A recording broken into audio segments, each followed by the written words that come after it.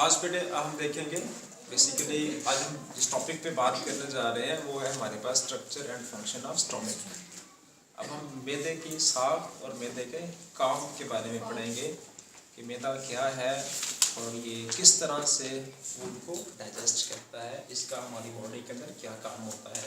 Now the topic which I am going to discuss to you that is structure and function of stomach. Basically, stomach is a J-shaped organ. It is J-shaped organ, and it is located at the left side of abdominal cavity. ये हमारा जो abdomen है, पेट है, उसकी जो left side होती है cavity की, उसके अंदर मौजूद होता है, उसके अंदर ये पाया जाता है स्टोमक। बेसिकली मैदा हमारे पेट के अंदर एब्डोमेन के अंदर लेफ्ट साइड पे बाईं साइड पे पाया जाता है और जे शेप्ड ऑर्गन है। करता क्या है, ये खुराक को 4 से 5 घंटों के लिए स्टोर करता है, स्टोर करता है ये फूड को। ये एक स्टोरिंग बैग के तौर पे एक्ट करता है। जो खुराक हम चबा के ओरल कैविटी की मदद से स्टोमक में भेजते हैं, स्टोमक उसको 4 से 5 घंटों के लिए स्टोर करता है और उसकी फिर मज़ीद डाइजेशन करता है with the help of enzymes. This is oesophagus, ये खुराक की नाली है जो ऊपर से आ रही है ओरल कैविटी की तरफ से। और यहाँ पे बेटे अगर ये देखा जाए तो ये हमारे पास स्फिंक्टर्स हैं, अपर स्फिंक्टर है जो कि खुराक को इसोफेगस से स्टोमक में धकेलने में हेल्प करता है। This is a muscular ring, this is a muscular ring. ये इनलेट है, एसोफेगस का इख्तितामी सिरा है जहाँ पे इसोफेगस आके मैदे के साथ अटैच होती है। वहाँ पे एक छोटा सा ये सुराख है जिसको हम कहते हैं cardiac sphincter. This is cardiac sphincter. Cardiac sphincter से क्या मुराद है? कार्डियक स्फिंक्टर किसे कहते हैं? ऐसा सुराख, ऐसा स्फिंक्टर जो खुराक को इसोफेगस से स्टोमक के अंदर धकेलता है, लेके आता है, उस स्फिंक्टर को हम कहते हैं कार्डियक स्फिंक्टर। क्यों कहते हैं इसको cardiac sphincter? Question is that why it is known as cardiac sphincter? क्योंकि it is it's located near to the heart.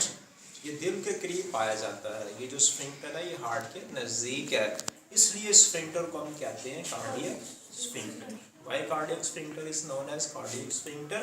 Because it is located near to the heart. That's why it's known as cardiac sphincter.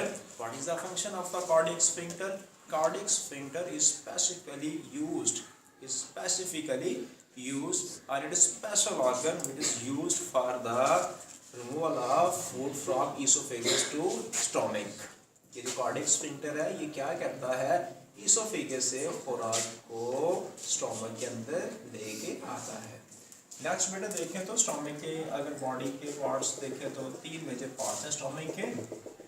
This is upper part which is known as fundus, this is fundus, and this is the middle part which is known as cardiac part और cardia, also known as cardia.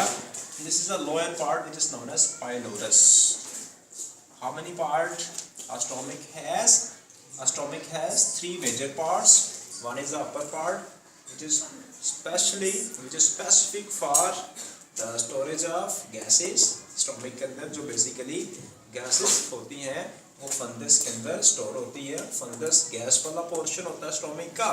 उसके बाद ये वाला जो है इसको हम cardia कहते हैं और नीचे वाला जो पोर्शन उसको हम पाइलोरस कहते हैं।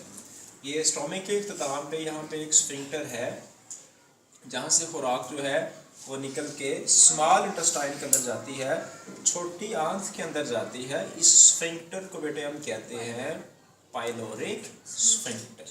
What is pyloric sphincter? Basically it is a muscular ring through which food moves from stomach to small intestine. Good. ये वो स्फिंक्टर है जिसकी वजह से हम कह सकते हैं कि खुराक जो है मैदे से निकल के जब मैदा डाइजेस्ट करता फूड को तो मुकम्मल तौर पे डाइजेस्ट नहीं करता।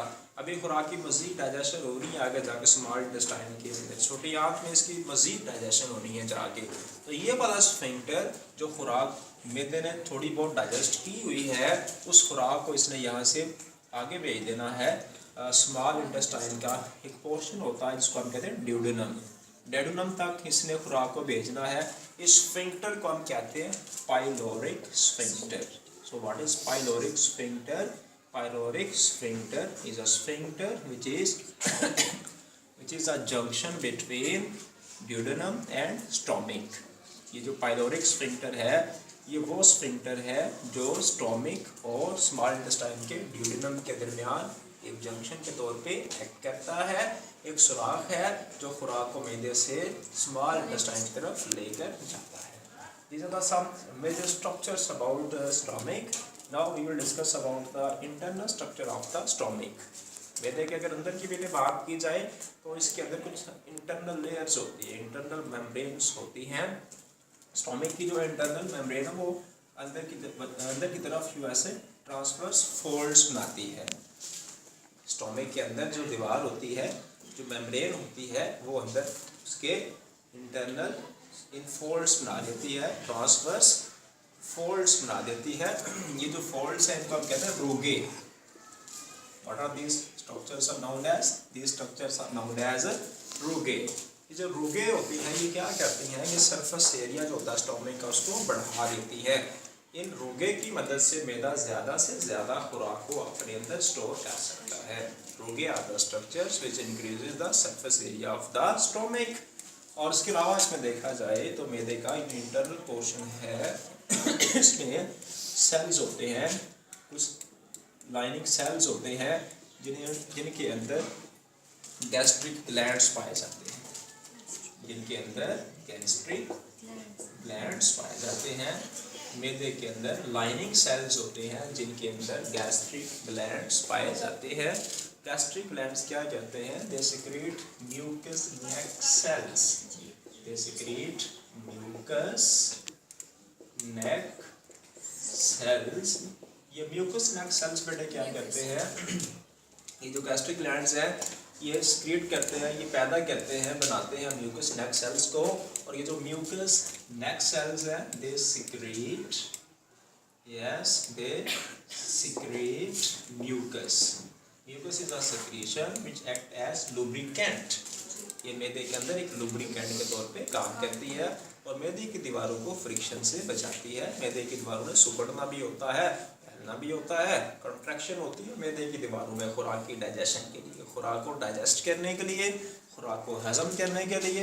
ये जो स्टोमिक की वॉल्स हैं, मैदे की दीवारें हैं, ये सुकड़ती फैलती है, कंट्रैक्शन भी होती है और रिलैक्सेशन भी होती है। तो कंट्रैक्शन और रिलैक्सेशन के नतीजे में फ्रिक्शन तो भी पैदा होगी। तो ये म्यूकस फिर क्या करता है? ये जो म्यूकस है ये मैदे की दीवारों को फ्रिक्शन से बचाता है, रगड़ से बचाता है। इसके बाद अगर देखा जाए तो बेसिकली ये जो गैस्ट्रिक ग्लैंड्स हैं एक अदर टाइप्स खारिज करते हैं, सेल्स के रिलीज करते हैं जिसको हम कहते हैं oxyntic cells. Yes, oxyntic cells और पैरिटल सेल्स। ऑक्जेंटिक सेल्स और पैरिटल सेल्स। ये जो ऑक्जेंटिक सेल्स होते हैं या पैरिटल सेल्स होते हैं they secrete HCl। What is HCl? Basically good शाबाश। HCl is a hydrochloric acid. HCl के अलावा एक और फैक्टर रिलीज करते हैं जिसको कहते हैं इंट्रिंसिक फैक्टर।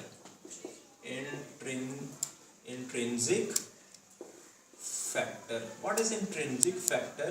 बेसिकली जो इंट्रिंसिक फैक्टर है it is specialised for the absorption of vitamin B, vitamin B12। ये जो विटामिन B12 हम अपनी खुराक में लेते हैं ये इंट्रिंसिक फैक्टर्स उस विटामिन को एब्जॉर्ब करने में, जज़ब करने में किरदार अदा करते हैं।